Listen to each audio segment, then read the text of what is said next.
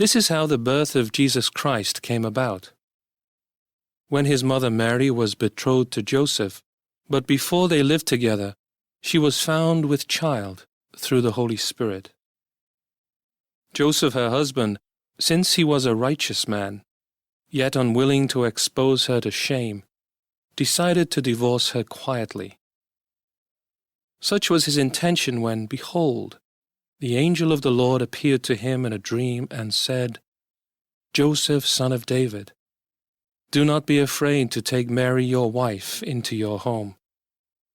For it is through the Holy Spirit that this child has been conceived in her.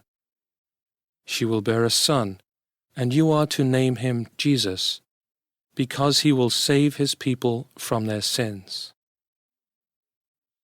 All this took place to fulfill what the Lord had said through the prophet, "Behold, the virgin shall be with child and bear a son, and they shall name him Emmanuel," which means God is with us.